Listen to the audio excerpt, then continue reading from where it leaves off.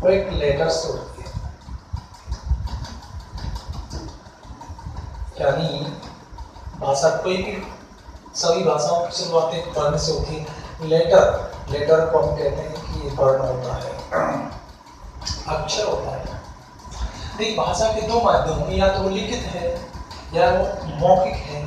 जब हम लिखित की बात करते हैं तो हम बात करते हैं लेटर को लिखित की। वहीं दूसरी तरफ एक शब्द आता है साउंड,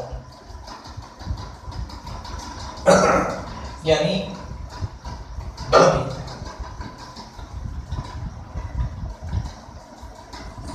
भाषा का जो सबसे छोटा रूप होता है वो वर्ण होता है।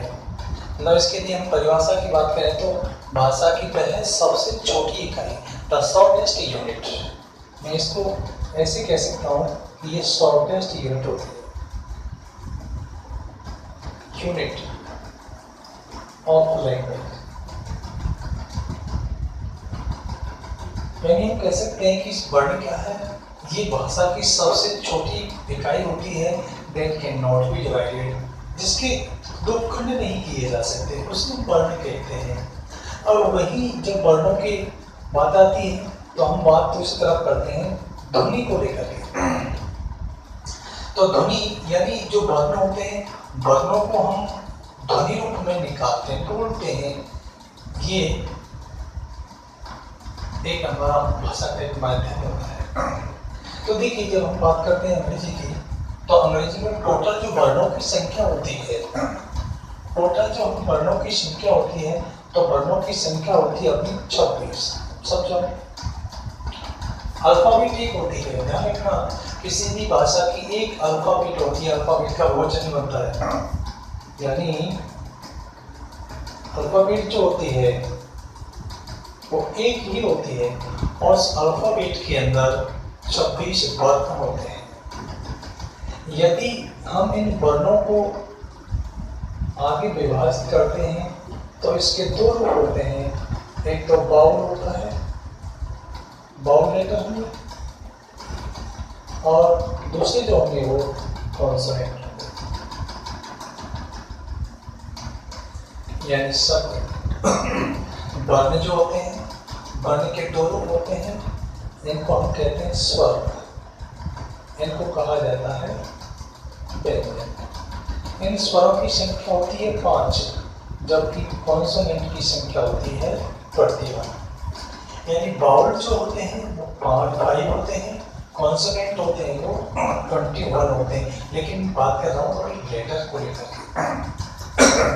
देखिए तो सबसे छोटी इकाई आपकी लेटर, लेटर की संख्या होती है 26, और ये 26 लेटर मिलकर के एक अल्फाबेट का निर्माण करते हैं। और इन लेटर्स को हम दो भागों में बांट लेते हैं, स्वरवर्ण और व्यंजन वर्ण। स्वरवर्णों की संख्या होती है 5 और कॉन्सोनेंट की संख्या होती है 21। अब हम बात करते हैं साउंड को लेकर के। तो जो साउंड होती हैं, साउंड की संख्या होती है अपनी 44, यानी ध्वनियाँ 44 होती हैं। और इन 44 ध्वनियों को भी हम दो भागों में बांटते हैं। एक तो होती है आपकी बाउल साउंड, जैसे आपने लेटर को बांटा वैसे ही, और दूसरी होती है आपकी कॉन्सोनेंट, यानी कॉन्सोनेंट साउंड। जब हम बाउल साउंड की बात करते हैं तो बाउल साउंड की संख्या अपनी होती है 20, और कॉन्सोनेंट की संख्या होती है अपनी 24। क्लियर? अब देखिए यहाँ पर जब हमने वर्णों की बात की, स्वर वर्णों की संख्या 5, कॉन्सोनेंट वर्णों की यानी व्यंजन वर्णों की संख्या 21, स्वर ध्वनियों की संख्या जो होती है वो 20, और व्यंजन ध्वनियों की संख्या होती है 24। क्लियर हो गया? अब हम जब इस स्वर की भी बात करते हैं तो ये स्वर ध्वनि भी अपनी दो प्रकार की होती है। ये स्वर भी हमारे दो प्रकार के होते हैं, वो स्पेशल वीडियो में आप देखेंगे। एक मोनोटोन्स होते हैं, एक डिप्थोन्स होते हैं। यानी ध्वनियाँ जो होती हैं वो स्वर ध्वनि जो होती हैं दो प्रकार के होते हैं।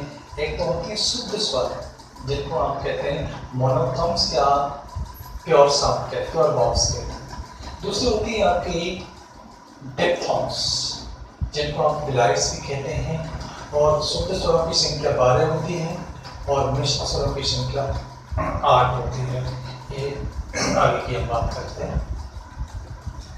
तो अब जिससे आगे इसमें मैं लिख देता हूँ कि इन स्वर जो आपके बाउल साउंड है, यानी बाउल साउंड जो होंगी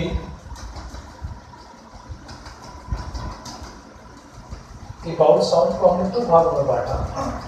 एक होती है आपकी जिनको कहते हैं मोनोफ्थॉन्ग्स,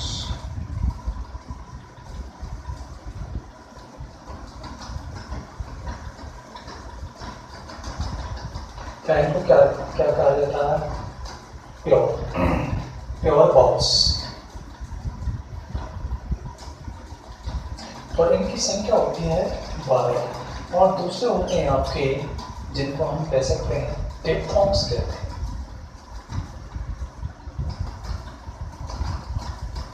या इनको ग्लाइड्स भी कहा जाता है और हिंदी में इनको हम कहते हैं मिश्र स्वर। इनको कहा जाता है मिश्र स्वर। और इनकी जो संख्या होती है वो 8 होती है। देखिए, शुद्ध स्वर और मिश्र स्वर क्या होते हैं, ये स्पेशली तो हम इस साउंड का कॉन्सेप्ट है। जब हम साउंड के बारे में, जब फोनेटिक साउंड का मैं वीडियो बनाऊंगा तब वहाँ पर क्लियर करूँगा। लेकिन थोड़ा सा समझ लेते हैं कि शुद्ध स्वर, जैसे मैं यहाँ पर बात कर रहा हूँ, एक शब्द देखिए, तो आप देखिए हमने बोला टाइगर। जब आपने टाइगर बोला तो आप कैसे बोल रहे हैं? यानी टै के अंदर जो आप बोल रहे हैं, आप ये मान लीजिए टाइगर। टै के अंदर आपने जो स्वर बोले हैं वो मिले हुए आ और ई 2 स्वर हैं, इनको कहा जाता है मिश्रित। जैसे आप कहें बाउ, आओ, बाइट, वगैरह बोल रहे आई, बाउ, आओ, तो ये डिप्थॉन्ग्स होते हैं। मोनोफोन्स शुद्ध स्वर होते हैं। तो देखिए अब यहाँ समझ लीजिएगा कि जब लेटर की बात आई तो लेटर है आपके 26 और 26 लेटर में बाउल्स की संख्या है 5। कॉन्सोनेंट है आपके 21। जब साउंड की बात आती है तो total sound 44, vowel sound 20, consonant sound 24। और ये बाउल साउंड जो है वो मोनोफोन्स होते हैं, जिनको हम प्योर या शुद्ध स्वर कहते हैं। इनकी संख्या 12 होती है। और डिप्थॉन्ग्स ग्लाइड्स होते हैं, इनकी संख्या 8 होती है। नोट करिए आपकी बात है।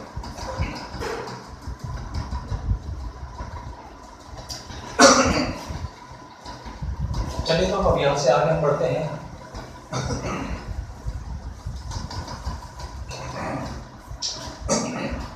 अब लेटर से जैसे ही आगे की बात की तो आगे हम बात कर रहे हैं अब एक वर्ड को लेकर के।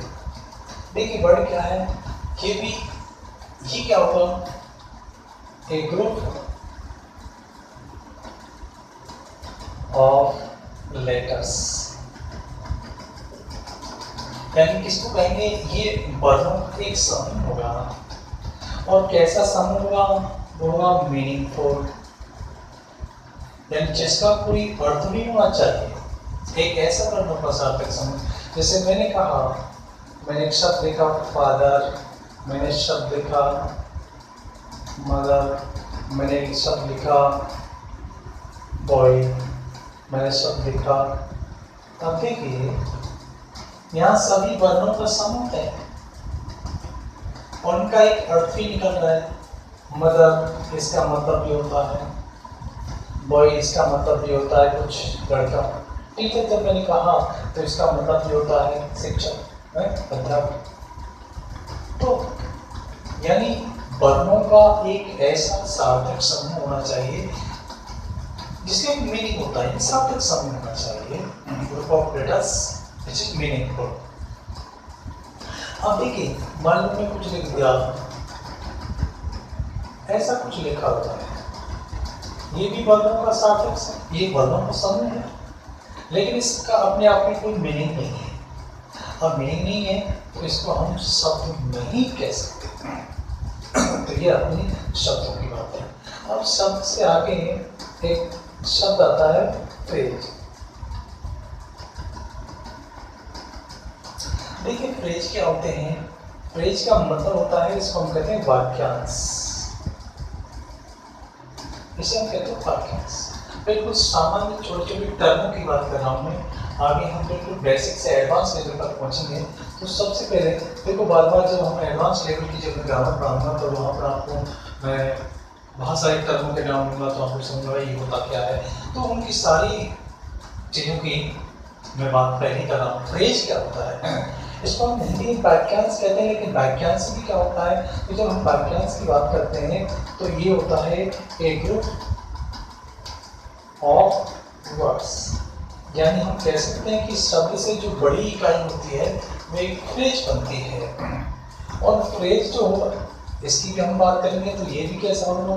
ये भी मीनिंगफुल होगा, यानी सार्थक होना चाहिए, यानी शब्दों का कोई सार्थक समूह होगा। अब यहाँ पर जब हमने कहा शब्दों का एक सार्थक समूह होगा तो यहाँ पर कंफ्यूजन पैदा हो जाता है। और देखिए कंफ्यूज ये चीज़ आपको कंफ्यूज जरूर करेगी। और एक चीज़ आप ध्यान कर लेना कि कंफ्यूज वही होता है जो कुछ समझने का प्रयास करता है। तो समझिए चीज़ों को। लेकिन इसके अंदर मैं एक और चीज़ जोड़ देता हूँ, मैं लिख देता हूँ उसमें कंटेंट्स, दो सब्जेक्ट और फाइनाइट वर्ब एंड फाइनाइट। दो चीजें हैं कि जिसके अंदर कोई कर्ता भी नहीं होगा, जिसके अंदर कोई फाइनाइट वर्ब। देखो एक नया शब्द है कि फाइनाइट वर्ब किसको कहा जाता है, तो आगे ये सारी चीजें आप पढ़ेंगे एक एक करके, सबकी बात करूंगा मैं। तो समझिए जिसमें कोई वर्ब, यहाँ इतना समझ लीजिए कि कोई वर्ब नहीं होती, क्रिया नहीं होती है और ना ही कोई कर्ता होता है, ऐसा एक समूह का सार्थक समूह होता है। अब देखिए जैसे मैंने कहा many boys of my class.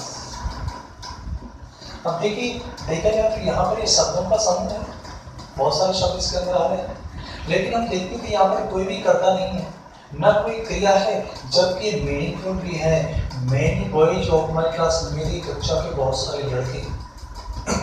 मैंने कहा each question of this paper, इस पेपर का प्रत्येक प्रश्न। अब देखिए यहाँ शब्दों का समूह है लेकिन कोई कर्ता नहीं है, इसलिए जिसमें कोई कर्ता नहीं होगा, कोई क्रिया नहीं होगी, उसे हम कहेंगे फ्रेज। तो हम कह सकते हैं ये क्या है, ये भी एक फ्रेज होगा। अब मैंने कहा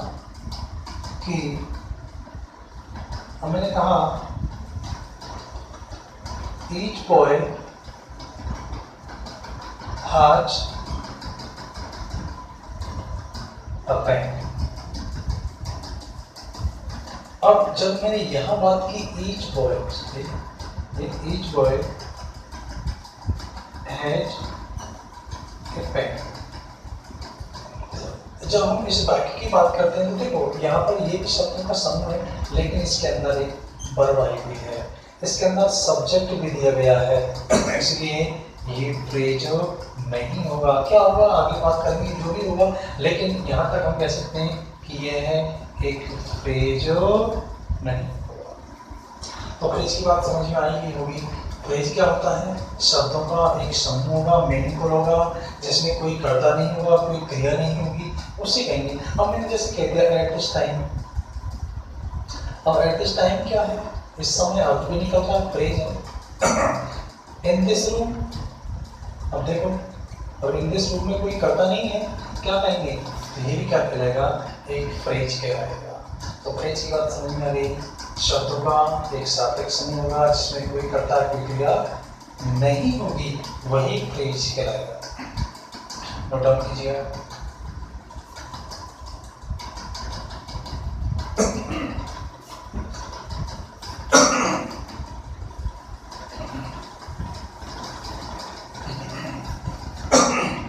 चलिए प्रेस से आगे की जब बात की हमने तो हमारी बात आई क्लोज पे लिखते हैं। क्लोज, तो देखो क्लोज क्या होते हैं। क्लोज की हम बात करते हैं तो ये भी एक ग्रुप होता है। और किसका ग्रुप होगा? ये शब्दों का ग्रुप होगा। लेकिन ये भी कैसा होगा? ये भी मीनिंगफुल होगा, यानी जिसका कोई अर्थ होगा।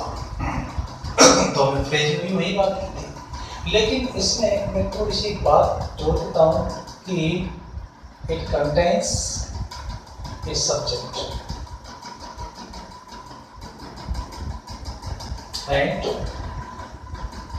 A final word.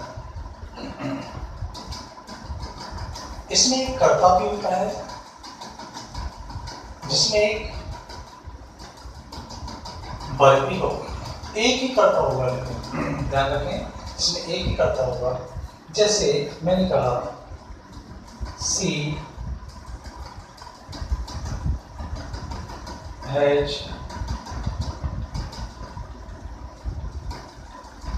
written many letters।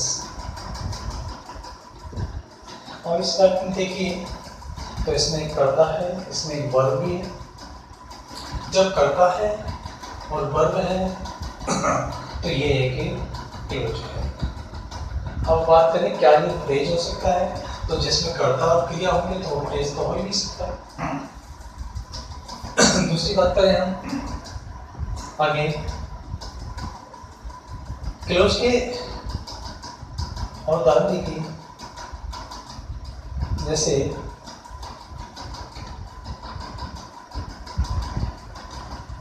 Tom is a good boy। तो यहाँ पर भी करता है, क्रिया है, ये भी क्लोज होगा। ओके, आपके दिमाग में फिर एक क्वेश्चन उठा कि क्या ये सेंटेंस नहीं होगा? तो उसकी भी हम बात करेंगे आगे चल के। थोड़ा सा क्लोज पर हम एनालाइज कर लेते हैं कि क्लोज जो होते हैं ये 3 प्रकार के होते हैं। क्लोज के प्रकार की बात करते हैं तो ये 3 प्रकार के होंगे। एक होगा प्रिंसिपल क्लोज, दूसरा होता है कोऑर्डिनेटिंग, और तीसरा होता है सबऑर्डिनेटिंग। यानी हमारी क्लोज 3 प्रकार के होते हैं। कौन कौन से होते हैं? एक क्लोज एक बड़ा टॉपिक है जिसकी हम बाद में बात करते हैं। जब क्लोज से आगे की बात होती है तो हम आ जाते हैं सेंटेंस पर। अब देखिए सेंटेंस क्या है? सेंटेंस भी एक ग्रुप होता है, ग्रुप ऑफ वर्ड्स होगा। ये भी शब्दों का समूह और ये शब्दों का समूह मीनिंगफुल होगा। ये भी कैसा होगा? मीनिंगफुल होगा। और दूसरी बात, इसके अंदर वन और मोर सब्जेक्ट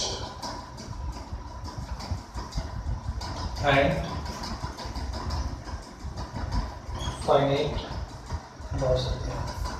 यानी हम इसे कह सकते हैं कि ये भी शब्दों का समूह होगा, लेकिन इसमें एक कर्ता हो सकता है, एक से ज्यादा भी हो सकते हैं। एक क्रिया हो सकती है, एक से ज्यादा क्रियाएं भी हो सकती हैं। तो उदाहरण के माध्यम से समझिएगा। मैंने कहा he worked hard but he failed।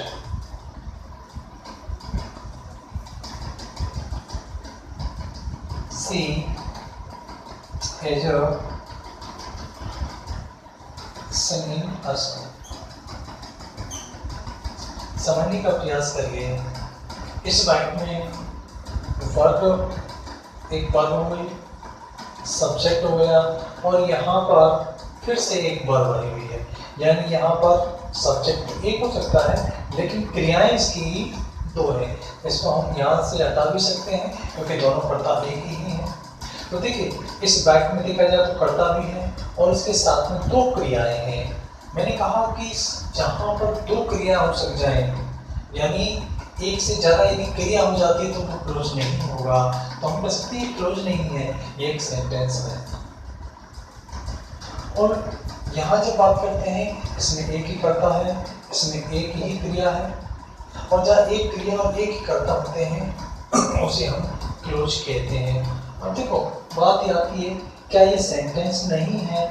तो देखिए कि जिसमें एक कर्ता हो एक क्रिया हो वो सेंटेंस होता है, वो क्लोज भी होता है। यानी प्रत्येक क्लोज एक सेंटेंस ही होता है, लेकिन प्रत्येक सेंटेंस क्लोज नहीं हो सकता। अब यहाँ इसको देखिए, ये एक सेंटेंस है लेकिन ये क्लोज नहीं हो सकता। ये क्लोज तो है ही, क्लोज के साथ साथ सेंटेंस भी है। हाँ, इसके बारे में हम ये कह सकते हैं कि इसके अंदर देखो ये बट एक कंजंक्शन है और इसके साथ में एक क्लोज ये है और एक क्लोज ये है, यानी दो क्लोज हैं और दो क्लोज मिलकर के एक सेंटेंस का निर्माण करती हैं। तो मैं ये कह सकता हूँ सेंटेंस में भी ए ग्रुप ऑफ क्लोजेज, यानी सेंटेंस तो क्लोजों का ग्रुप भी हो सकता है। तो सेंटेंस और क्लोज के अंदर ये डिफरेंस होता है कि सेंटेंस में केवल एक ही, सेंटेंस में एक से ज़्यादा कर्ता हो सकते हैं, एक से ज़्यादा क्रिया हो सकती हैं, लेकिन ग्रुप क्लोज के अंदर केवल एक ही कर्ता और एक ही क्रिया होते हैं। अब सेंटेंस को जब हम एनालाइज करते हैं, सेंटेंस कितने प्रकार का होता है, तो देखिए सेंटेंस को हम तीन भागों में पढ़ते हैं। सेंटेंस के जो प्रकार होते हैं